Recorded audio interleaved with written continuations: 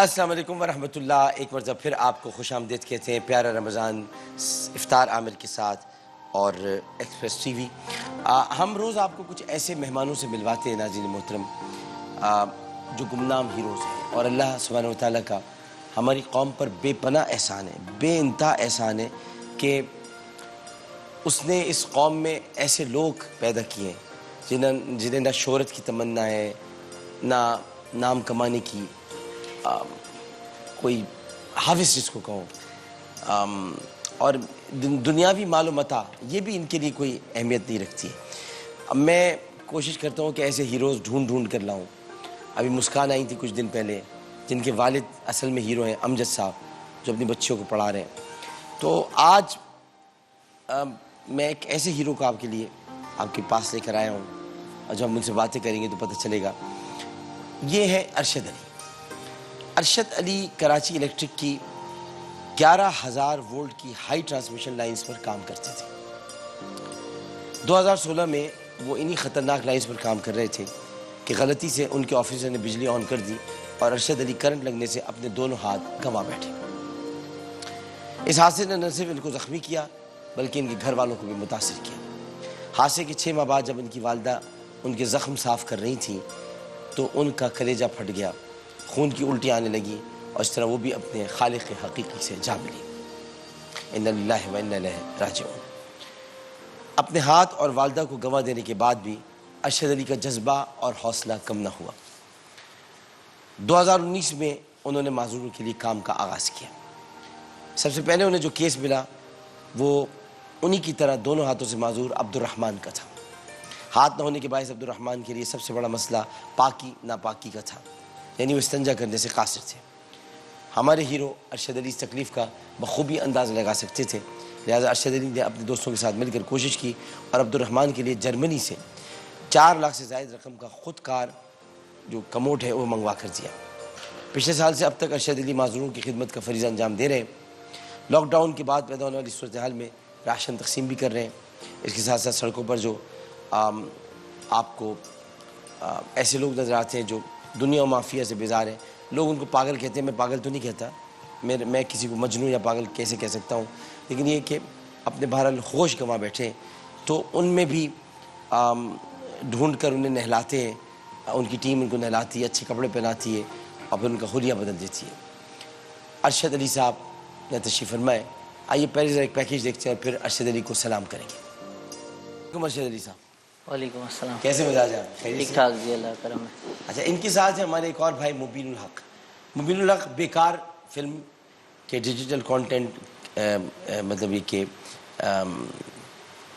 Digital content کے creator لکھ دیتے بھائی، کیریکٹر کیا ہوتا ہے یار.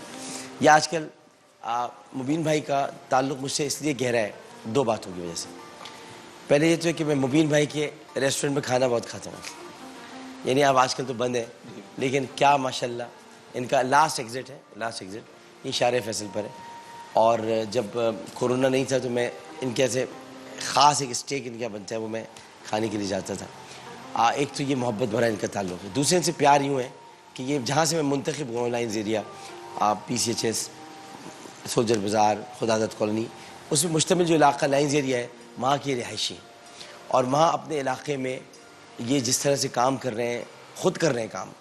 ہم تو ظاہر جو ہم کر سکتے ہیں وہ ہم کر ہی رہے ہیں، لیکن جو خود مبین بھائی کر رہے ہیں وہ اپنی مدد آپ کے تحت، یعنی لوگوں کو یہ بتانا ہے کہ ہم خود بھی اپنے علاقے میں کام کر سکتے ہیں. انہوں نے راشن ڈرائیو کیا جس میں 1,900 سے زائد لوگوں میں راشن تقسیم کر چکے ہیں. اور انہوں نے ریلیف انیشیٹو کے نام سے آپ نے ایک تنظیم تشکیل دی ہے جس میں 40 سے زائد NGOز ان کا ساتھ دے رہی ہیں. ایک ریلیف انیشیٹو ہے، بہت ساری NGOز ہیں. چلے آج سے ہماری NGOز بھی آپ کے ساتھ ہیں، محمود سلطانہ فاؤنڈیشن. تو مبین بھائی آپ تشریف فرمائے. السلام علیکم جی. وعلیکم السلام. ٹھیک ہے. تو اب میں تو دونوں سے بھی ہم بات کرتے ہیں. یہ بتائیے پہلے ہمارے راشد بھائی، ارشد بھائی، کہ آپ یہ ایک ایسی تکلیف سے گزرے، بڑی مشکل تھی. والدہ کا بھی اس میں انتقال ہو گیا. آپ کو دیکھ کر ظاہر ہے کہ ماں ہوتی ہے، ماں کا کلیجہ پھٹ گیا.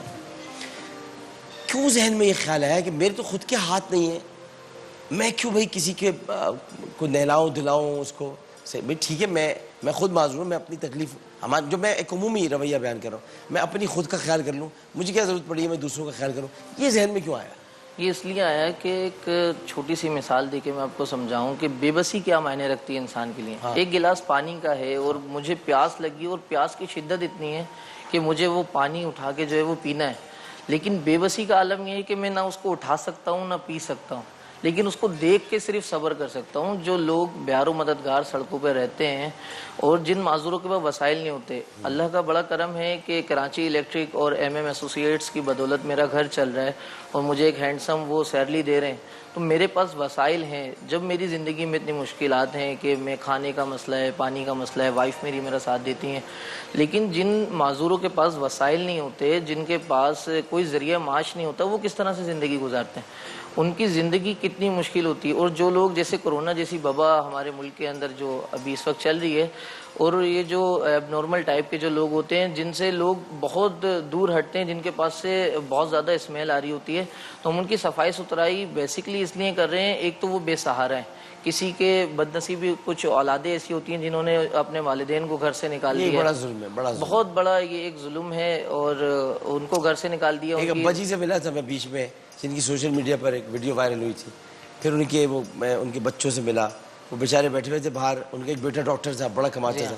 پھر میں ملا تو ان کو پتہ چلا کہ گھر میں اختلافات ہیں، پھر بچے آ کر لے گئے. لیکن کہانی تو آ جاتی ہے، دکھ ہوتا ہے جب ماں باپ کو گھر سے باہر نکال دیتے ہیں. پھر ایسے لوگوں کو ہم تلاش کرتے ہیں، ان کو موٹیویٹ کرتے ہیں. کوئی کچھ ایسے بھی ملتے ہیں جو نقصان پہنچانے والے لوگ ہوتے ہیں، ان کی صفائی ستھرائی کا خیال رکھنا، ان کے بال کاٹنا، ان کو بالکل صاف کر کے ان کو کپڑے پہنانا. تو آپ نے کوئی ادارہ بنایا ہوا ہے؟ میں ہوں معذوروں کی آواز ویلفیئر فاؤنڈیشن کے نام سے. میں ہوں معذوروں کی آواز. جی ہاں، میں چاہتا ہوں کہ ہمارے پاکستان کا کوئی معذور بھی جو ہے وہ جو مزدوری کرتے ہوئے معذور ہوتا ہے، وہ اپنے آپ کو کمزور نہ سمجھے، بلکہ معذور خود نکلے اور دنیا کو بتائے کہ پاکستان کی سندوں کو چلانے والا مزدور اگر وہ معذور بھی ہو جائے تو کبھی معذور نہیں رہتا، اور وہ خودداری سے زندگی گزار کے جو اپنا گھر چلانا جانتا ہے. اب آپ دیکھیں نا کہ یہ اگر این جی اوز نہ ہوں، یا جیسے کہ کورونا ریلیف انیشیٹو لیتے ہیں، انہوں نے کہا میں ہوں معذوروں کی آواز، اگر یہ این جی اوز موجود نہ ہوں، اگر یہ لوگ کام کرنے والے نہ ہوں، تو پھر کون کرے گا کام؟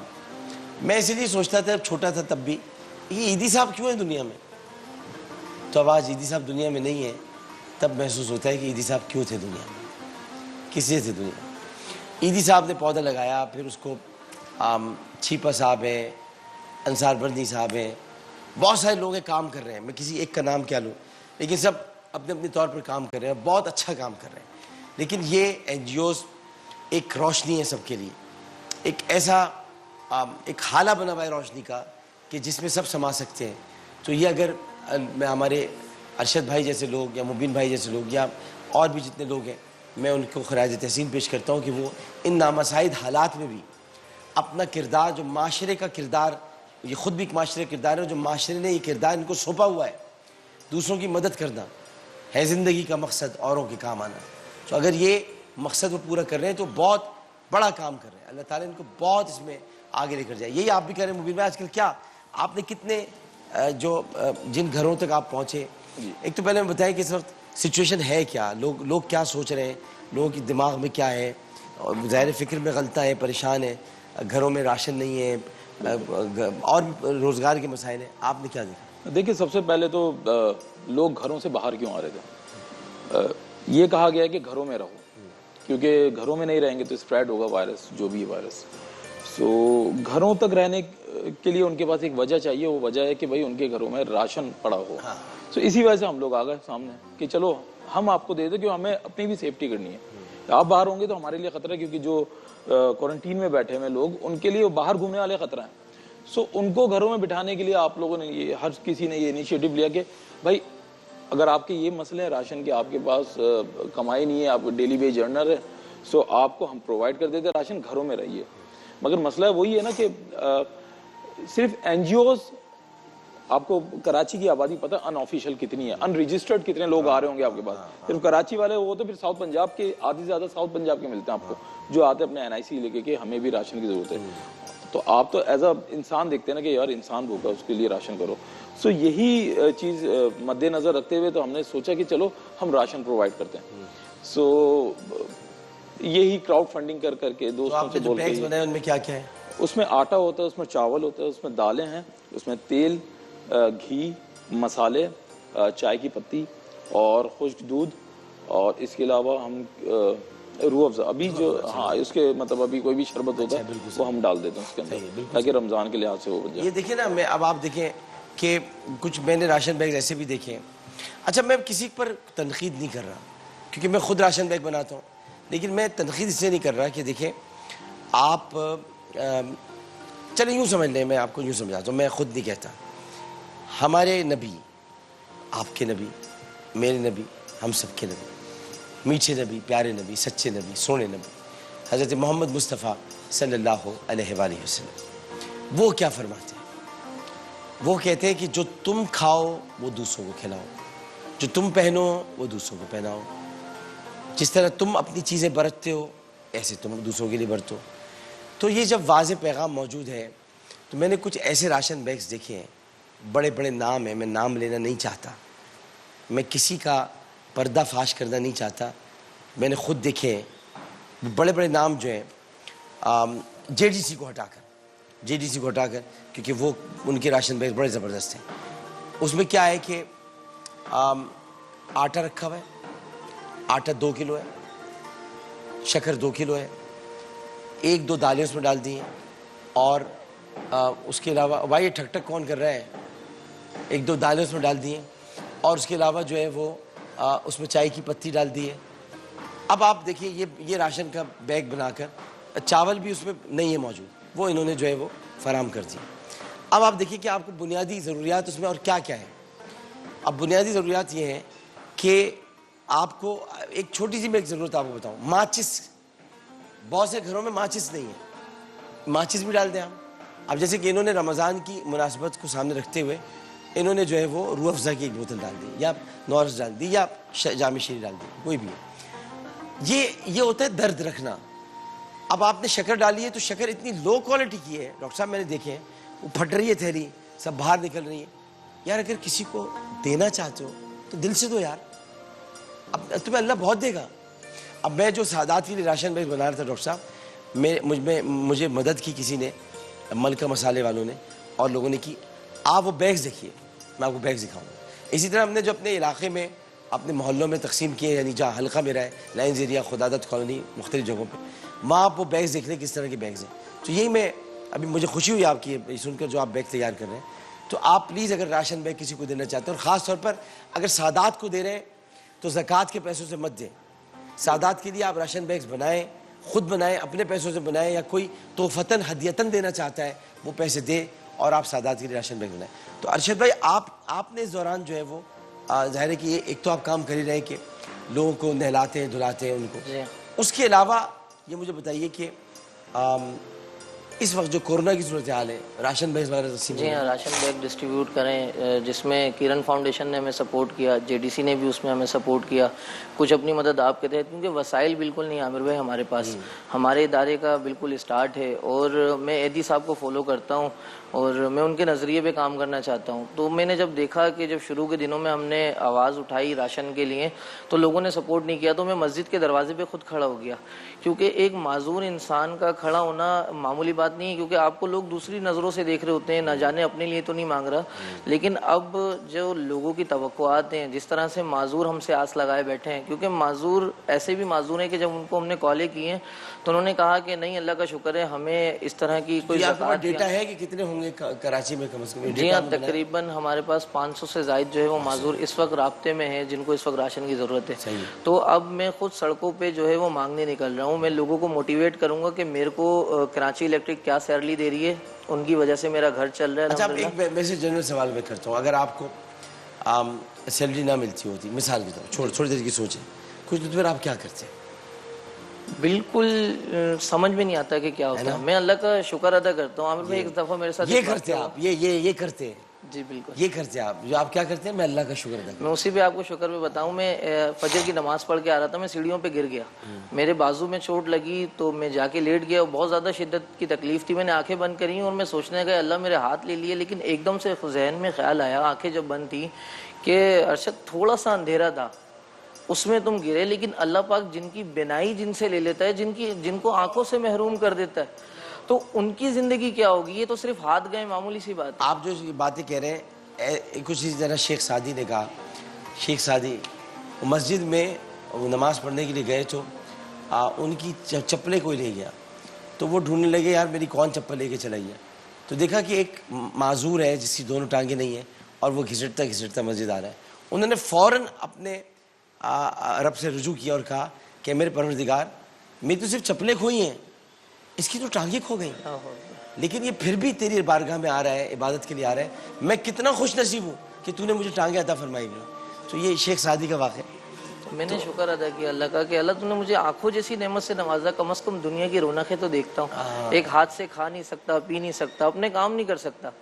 اور آپ رونقیں دیکھتے ہیں، اور اقبال عظیم کہتے تھے رونقیں زندگی کی تو بہت دیکھ لی، اب میں ان آنکھوں کا اب میں کروں گا بھی کیا، اب نہ کچھ گفتنی ہے نہ کچھ دیدنی، مجھ کو آقا کی نظر کرم چاہیے۔ بصیرت تو سلامت ہے، مدینہ ہم نے دیکھا ہے مگر نادیدہ نادیدہ۔ تو آپ کو ماشاءاللہ اللہ تعالیٰ نے آنکھیں عطا فرمائی ہیں، ان میں نور دیا ہے، اور پھر یہ کہ آپ کو پاؤں دیے ہیں، اللہ تعالیٰ نے آپ کو بہترین دماغ عطا فرمایا ہے جو اچھا سوچ رہا ہے، جس میں کوئی سازش نہیں ہے، جس میں کوئی نفرت نہیں ہے، جو اور معذوروں کے لیے ایک موٹیویشن کا کردار ادا کر رہا ہے۔ آپ تو ایک موٹیویشنل پورے پاکستان میں کام کر رہے ہیں۔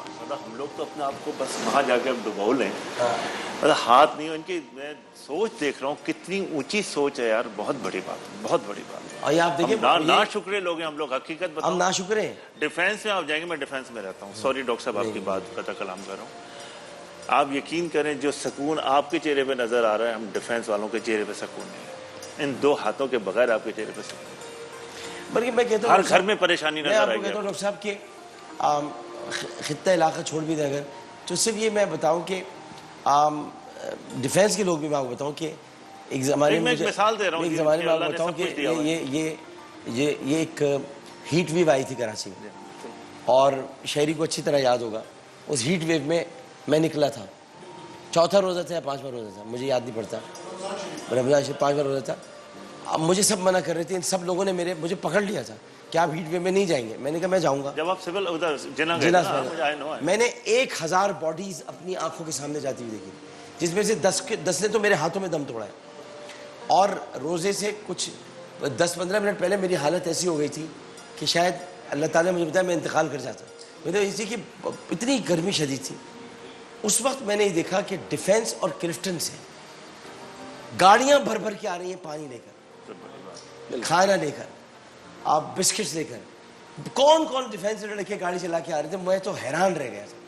میں تو کلفٹن ڈیفینس کے اچھا یہ وجہ نہیں کہ میں حیران یوں رہ گیا تھا کہ یہ نہیں کہ وہاں ایک جذبہ نہیں ہے، محبت نہیں ہے، حیران سے وجہ سے رہ گیا تھا کہ ایسے موقع پر ان کے ماں باپ نکلنے سے روک دیتے ہیں کہ نہیں نکلے، آپ کو کیا ضرورت پڑی۔ آگے ڈاکٹر صاحب اب سب آ میں گئے۔ ایک سوچ تو بہت میں اس لیے کہتا ہوں کہ آپ نے مثال دی بالکل اچھی تھی، لیکن آپ بھی تو وہیں رہتے ہیں، آپ کے دل میں بھی تو درد ہے، کل آپ کا درد دکھا میں نے اپنے فوراً اپنی طرف سے جو آپ کر سکتے تھے۔ لیکن ڈاکٹر صاحب انہوں نے تو ایسی مثال دے دی نا کہ مطلب نہ ہوتے ہوئے خود ایک احساس ہے۔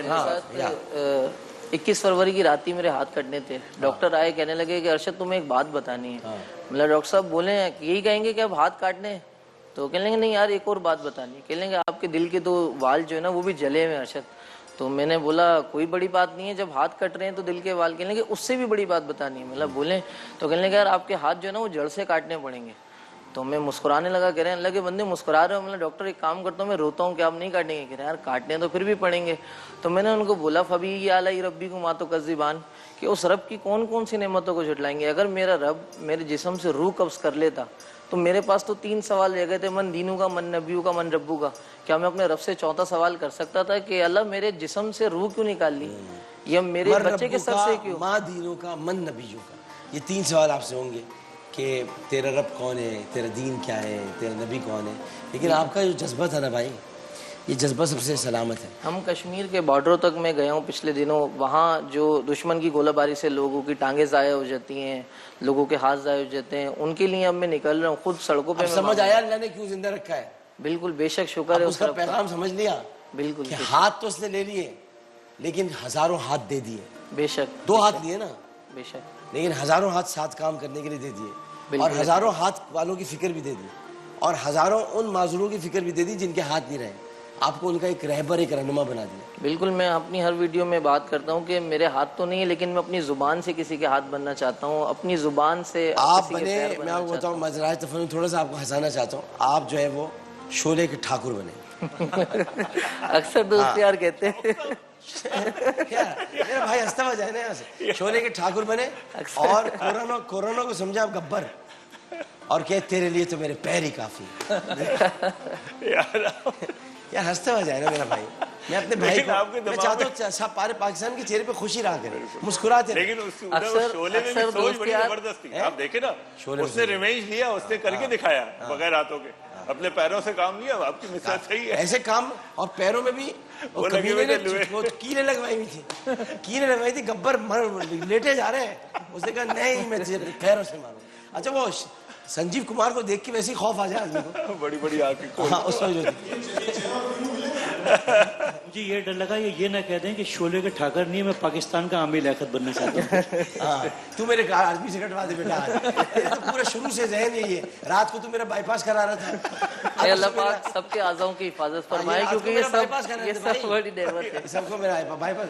لیکن میں چاہتا ہوں ایسے ہنستے رہو, ایسے مسکراتے. بالکل. میں نے ایک پاکستان کے لیے مثال بننا ہے, دنیا کے لیے مثال بننا ہے مثال تم یار کہ پاکستان کا نوجوان اگر معذور بھی ہو جائے تو وہ معذور نہیں رہتا, بے شک بے شک بے شک. کیونکہ ہمارا ایمان ہے کلمہ طیبہ اور ہم مسلمان ہیں الحمدللہ. کراچی کی ایک فضا میں یہ ہے, یہ جو ہے نا سوشل ورک ہر لڑکے, آپ روڈ پہ نکلیں ٹریفک اگر ملے گا پتہ نہیں 4 لڑکے آ جائیں گے اور ٹریفک 5 افراد میں سے 4 سوشل ورکر ہوں گے. ہاں سو یہ ہے کراچی کی فضا. یہ بات ہے. یہ بات صاحب ایک چیز جو ہمارے لوگ پاکستانی باہر ہیں, امریکہ یورپ میں, وہ بھی بہت کام کر رہے ہیں. اس موقع پہ بہت بڑا کام کر رہے ہیں. بہت اچھا اس وقت سب سے زیادہ چیلنج جو ہے نا وہ یہی ہے کہ سب کے کام جو ہے نا, کام جو ہے نا وہ اس وقت بند پڑے ہیں.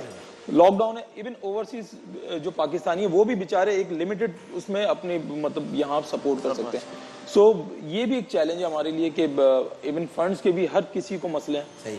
آپ بھی یہ فیس کر رہے ہوں گے جب آپ کر رہے تھے. ہاں بہت زیادہ. میں تو اپنے ذاتی فنڈز محسوس کر رہا ہوں. تو یہی چکر ہے. آپ کام آپ کو دیکھے سب کے بند پڑے ہیں. ہم تب الائچی کا کام شروع کرنے والے ہیں. یہ بھی اس میں پریکٹس کر دی ہے تھوڑی سی. اور تو ایک وقفہ لیتے ہیں, وقفے کے بعد حاضر ہوں گے. مبین کی کہانی, ارشد کی کہانی آپ نے سنی. مبین آپ کو اللہ خوش رکھے یار, آپ کمال کام کر رہے ہیں یار. مجھے ویسے ہی آپ سے محبت ہے, آج اور پیار ہو گیا آپ سے. اب یہ ذرا ختم ہو تو میں 2 اسٹیک آگے کھاؤں گا. اور ماشاءاللہ ارشد بھائی بہت شکریہ. سیلیوٹ میری طرف سے. بہت شکریہ. اللہ تمہیں خوش رکھے, ایسے ہنستے مسکراتے رہنا انشاءاللہ, ٹھاکر بن کے جیو انشاءاللہ. ایک وقفہ. السلام علیکم ورحمۃ اللہ. پھر آ گیا پیارا رمضان.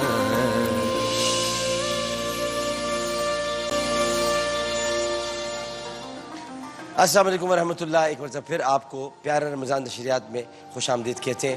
پیارا رمضان نشریات ایکسپریس ٹی وی اور افطار عامر کے ساتھ. لیکن اس وقت پیارا مقرر ہمارا سیگمنٹ ہے اور یہاں پر کنزا کہوں یا کنزا کہوں, کنزا فرحان جن کی عمر 18 برس ہے اور یہ عثمان پبلک ہائر سیکنڈری اسکول میں یہ موضوع کی موافقت میں تقریر کریں گی اور قرارداد کی مخالفت بھی کریں گے. اچھا ماشاءاللہ ہمارے یہاں ماشاءاللہ کام کرنے والے لوگ ہیں. انہوں نے لکھا ہے موافقت اور منافقت. بھائی جس نے بھی یہ کام کیا نا کمال کام کیا. موافقت منافقت, اللہ کے بندوں موافقت اور مخالفت ہوتی ہے. اور وہ جو کارڈ پر ایک اور تھے ہمارا وہ تشریف لاتے ہیں نا مفتی حنیف قریشی صاحب, ان کا سربراہ ثواب اسلامی, شباب اسلامی کو ثواب اسلامی کے لیے. تو موافقت میں کنزا فرحان موجود ہیں, کنزا فرحان, اور مخالفت میں خواجہ سعد محمد صاحب. ان کی عمر 18 برس ہے. اور آپ آدم جی گورنمنٹ سے ہیں. آدم جی ہمارا کالج جب آپ نے 1990 میں اسی قرارداد میں قائد ایوان تھے. یس شیطان عظیم میں نے مباحثہ, آپ کو یاد ہے؟ جی بالکل. اچھا اس وقت ہمارا آڈیٹوریم بن رہا تھا, جو اب بن گیا آڈیٹوریم, اب کھل گیا. ہاں اب کھل گیا. امان اللہ صاحب ہمارے پرنسپل ہوتے تھے. بالکل. اور عبدالغفار نظمی صاحب ہمیں اردو پڑھاتے تھے. عباسی صاحب ہمیں زولوجی پڑھاتے ہیں. پوچھ رہا ہوں میں سے. ہمارے کالج میں مشہور ہیں. آج بھی مشہور ہوں, آج بھی مشہور ہوں. بے شک. کتنے سال ہو گئے. آپ پتہ ہے ہمارے بیچ میں کون کون تھا؟ अदीबुल हसन रिजवी साहब के बेटे थे इरफान अदीब रिजवी। और अंसार अली आपकी मुखालफत कर रहे थे। अंसर उस- अली, अंसर अली, हाँ। अंसर की मुखालफत कर रहे थे। अंसर याद है? अंसर हूँ मैं। हाँ, और ख्वाजा साहब मोहम्मद। ख्वाजा साद मोहम्मद साहब। अभी आजकल वहाँ पे केमिस्ट्री साजिद सर हैं, पढ़ाते हैं?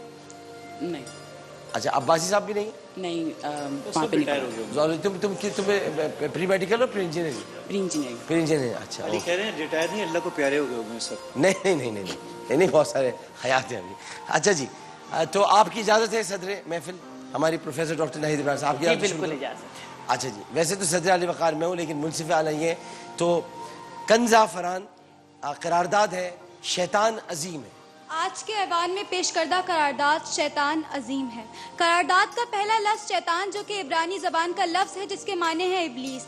अजीम से मुराद बड़ा, वो जिसका बोल बाला हो, साहिब अज़मत है। सीग़े हाल है जिसके माने मौजूद होने के हैं। तो जनाबे वाला, मैं इस करारदाद की भरपूर हिमायत करती हूँ कि शैतान अजीम है। अगर हम तारीख़ के औराक पलटे तो वो किस्सा तख्लीक़ आदम की, जब अल्लाह ने आदम को पैदा किया और सबको हुक्म किया वह अस्जुदू, और सजदा करो। बस तमाम मखलूकात उस पैकरे खाक के सामने ज़मी बोस हुई, मगर फ़कत इब्लीस था जिसने सजदे से इनकार किया। यह आगाज़ था आदम और शैतान की अदावत का। ये महाज था नेकी और बदी का कि अब दुनिया में कौन फतहयाब होता है। मगर सदर आली वकार, अगर आज हम अपने इर्द गिर्द निगाह दौड़ाएं तो हर सू शर की कुव्वतों का राज है। यहाँ बेरहरवी आम है, यहाँ भूखे नंगे बच्चे भी आहों पर पाले जाते हैं। यहाँ सच्चाई के मुजरिम भी जिंदान में डाले जाते हैं। यहाँ जीज फाकों पे तिल मिलाती है, जख्म खाती है। यहाँ कातिल भी मुसलमान, यहाँ मकतूल भी मुसलमान। यहाँ जाबिर भी वही इंसान, यहाँ मजबूर भी वही इंसान। तो जनाबे वाला, जब मैं अल्लाह की ज़मीन पे अल्लाह के बंदे को शैतान की रविश पे चलता देखती हूँ तो मैं ये कहने पे मजबूर हो जाती हूँ कि शैतान अजीम है।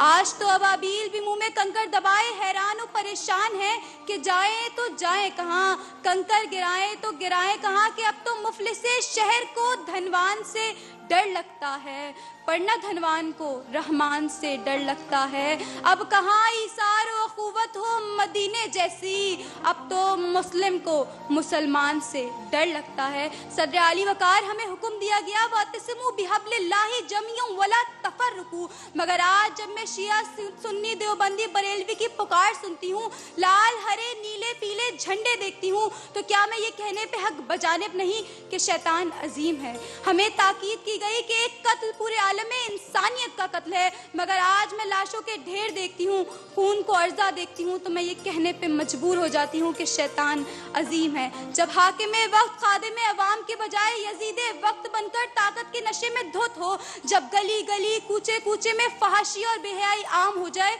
और जब औरतों को सर पे चादर पहनाने से ज्यादा सरे बाजार उनकी इसमतें उछाली जाएं, और जब ज़ैनब जैसी मासूम कलियों को खिलने से पहले ही रोन दिया जाए और कसूर के उन मासूम बच्चों को वो चोट दी जाए कि इंसानियत की रूह जख्म जख्म हो, तो मुझे ये कहना पड़ता है कि शैतान अजीम है कि आज उसने इस इंसान को भी अपनी तरह गुमराह कर दिया, कि उसने आज इंसान को अपनी तरह सरकश बना दिया, और आज वो अपने उस किए गए अहद में कामयाब होता नजर आता है। सदर आली वकार, हो सकता है मेरे मुखालिफ मुकर्रर आएँ और चंद मिसालें देकर ये साबित करने की कोशिश करें कि अभी भी कुछ लोग हैं जो नेकी के काम कर रहे हैं। तो मैं उनसे सिर्फ एक बात कहूंगी कि उनकी ये नेकी भी शैतान की फैलाई हुई बुराई की मरहून मिन्नत है, कि अगर ये शर का जज्बा ना हो तो फिर कोई नेक काम नेकी ना कहलाए। या ये भी हो सकता है कि वो शैतान की बुराई को ही जवाज बनाकर ये बात कहें कि शैतान तो बुराई फैलाता है। तो मैं उनसे सिर्फ एक बात कहूंगी कि शैतान का तो मिशन ही ये था। शैतान ने तो अहद यही किया था कि वो रहती दुनिया तक के लिए इस इंसान को बहकाएगा, और आज जब हम इस इंसान को जाम और सास की थाप पे बहकता देखते हैं तो ये करारदाद खुद ब खुद मंजूर हो जाती है। बस आखिर में इतना कहूंगी कि हकीकत से मुंह मोड़ने से हकीकत तब्दील नहीं होती।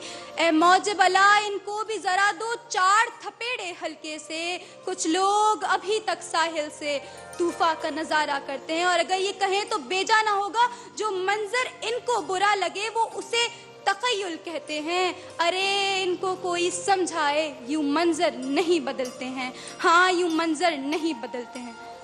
सदर अली वक़ार, आपसे दो बातें जानना चाहेंगे। पहली तो ये कि कौन सा हाकिम है जो यजीद बना हुआ है?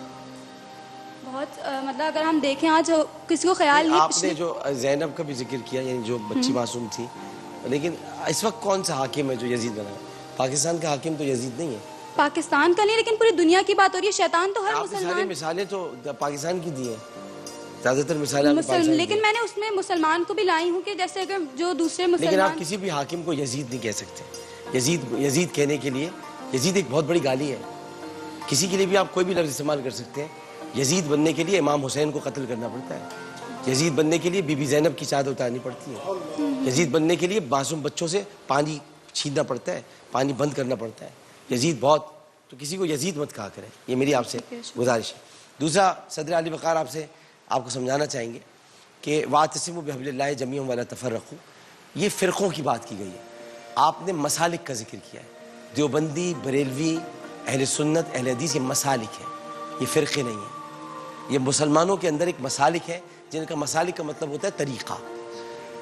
तरीक़ा सबका रसूल अल्लाह का है, सिर्फ ये कि कोई हाथ इस तरह बांधता है, कोई हाथ इस तरह बांधता है, कोई इस तरह झुक जाता है, कोई इस तरह हाथ बांध लेता है। इसका मतलब ये है कि किसी ने रसूलुल्लाह को नमाज़ पढ़ते हुए देखा तो वो इस तरह से नमाज़ पढ़ रहे थे, फिर किसी सहाबी ने देखा तो वो इस तरह से नमाज़ पढ़ रहे थे, फिर किसी ने देखा तो वो हाथ खोले हुए पढ़ रहे थे। तो इन तमाम तरीक़ों को मसालिक इख्तियार कर लिए, मसालिक का नाम दे दिया गया। लिहाजा इन मसालिक के मानने वाले इमाम अहमद बिन हम्बल को मानते हैं, इमाम शाफ़ी को मानते हैं, इमाम मालिक को मानते हैं, इमाम अबू हनीफ़ा को मानते हैं, इमाम जाफ़र सादिक को मानते हैं। इनमें से कोई भी फ़िरक़ा नहीं है, सब मसलक है। फ़िरक़े सिर्फ दो ही हैं, मुसलमान और ख़वारिज, इसके अलावा और कोई फ़िरक़ा नहीं। तो ये बाकी जितने आपने शिया, सुन्नी, जोबंदी, बरेलवी के हैं, ये फ़िरक़े नहीं है, मसलक हैं।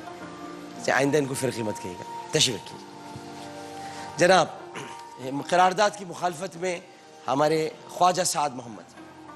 जनाब सदर, ऐवान बाशऊर में पेश करदा करारदाद शैतान अजीम है। जनाबला, करारदाद में पेश करदा लफ्ज़ शैतान चूँकि इब्रानी ज़बान का लफ्ज़ है जिसे अरबी में इबलीस यानी नाउमीद कहते हैं।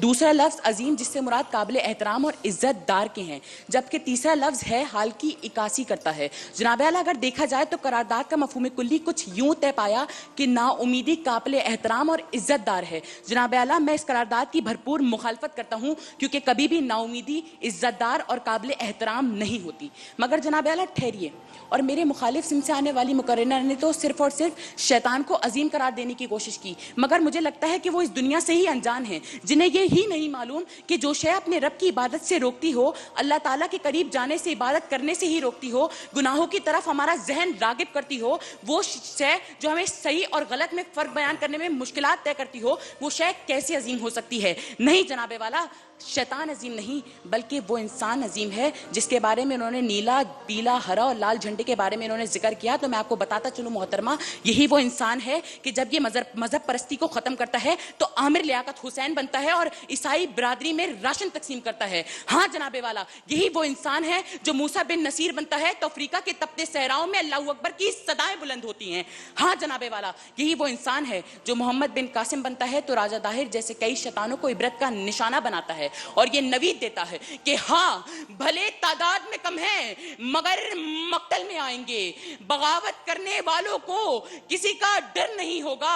हमें इंसान की इंसानियत का बाब लिखना है, हमारा खून बोलेगा अगर चाहे सर नहीं होगा। मौर्रिख पर नई तारीख का उन्वान लिखेगा, हमें उन्वान बनाएगा, हमारा नाम लिखेगा। जनाबे से मुकर्रिरा आई और शैतान को अजीम करार देती हुई तो चलेगी, मगर शायद वो यही नहीं मालूम कि जो चीज़ भी अजीम होती है वो अपनी अजमत की मोहताज नहीं होती। हाँ जनाब आला, चूंकि दिल में नेकी का जज्बा खत्म होगा तो शैतानियत शुरू होगी। तो इस बात से तो यहाँ साबित ही हो जाता है कि शैतानियत का इन्हिसार ही रहमानियत पर है। तो शैतान कैसे अजीम हुआ? नहीं जनाब आला, शैतान अजीम नहीं बल्कि शैतान तो वो था जिसके पास इल्म का आइन मौजूद था मगर वो इश्क ऐन से ना वाकिफ था। मगर आज यही वो इंसान है जो इश्क ऐन से वाकिफ होता है और टेक्नोलॉजी से इश्क करता है तो पिन होल कैमरा इजाद करता दिखाई देता है। जब यही आइन का इश्क का आइन इंसान की तालीम से करता है तो एतजाज हसन बनता दिखाई देता है कि हाँ, यही वो इंसान अजमत का अलमबरदार है कि जब वो यही इश्क अपने वतन से करता है तो राशिद मिनाज बनता दिखाई देता है। मगर ये शैतान मकारी, झूठ, गीबत, चुगली और ऐसे कई फरेब करता दिखाई देता है तो मोहतरमा वो शैतान अजीम नहीं होता, क्योंकि ये हाथ, ये चेहरे जो नामुकम्मल हैं, इन्हीं से शहर को कामिल बनाया जाएगा। यहीं लहू से शरारे उगाए जाएंगे, यहीं पे रात को जिंदा जलाया जाएगा। अगर ये ख्वाब है तो ख्वाब की तस्वीर भी, यही हर ख्याल, हर जुनून की तस्वीर भी, तो फिर लगन की आग लगा दे सभी चिरागों को कि शाम जल उठे ऐसा निजाम पैदा कर, कि शाम जल उठे ऐसा निजाम पैदा कर। जनाब सदर, आपको सिर्फ एक बात बताना चाहेंगे कि सदर कहा करें। जब आप सदर कहेंगे तो फिर जनाब लियारी भी हो सकते हैं और जनाब गुलशन इकबाल भी हो सकते हैं, हाँ, और तो जनाब जूड़िया बाजार भी हो सकते हैं। तो इसलिए आप सिर्फ जनाब सदर के हैं। मुंसिफ आला मोहतरमा प्रोफेसर डॉक्टर नाहिद अबरार साहिबा, आप क्या फरमाएंगे? डॉक्टर साहब, एक तो सबसे बड़ी खुशी की बात है कि इन बच्चों की आप इतनी तस्सीह कर रहे हैं। अगर ये तस्सीह पर अमल करने वाले हुए तो ये बातें इनकी ज़िंदगी में बहुत काम आएंगी। ख्वाजा साद ने बहुत अच्छा बोला, ख्वाजा साद ने बहुत अच्छा किया, लेकिन मेरी बहन कंजा आपने बहुत अच्छी, मतलब आपका उठान, आपका बोलने का अंदाज़ सब बहुत बेहतरीन था। ये मंजिल यहाँ ख़त्म नहीं हुई है, अभी बहुत आगे जाना है। तो इसलिए एक दो मुबाइसों में अगर इनाम ना मिले, इनाम असल चीज़ नहीं होती, अपीयरेंस आपकी होगी। आज पूरी दुनिया ने आपको बोलते हुए देख लिया और देखा कि इतनी अच्छी बच्ची है जो बोल रही है, क्या खूबसूरत बोलती है, तो इसको अब आपने आगे बढ़ाना है। और जनाब ख्वाजा साहब, आप तो ख्वाजा साद रफ़ीक निकले। एक वक़्फ़ा लेते हैं, वक़्फ़े के बाद हाज़िर होते हैं। अस्सलाम वालेकुम वरहमतुल्लाह। फिर आ गया प्यारा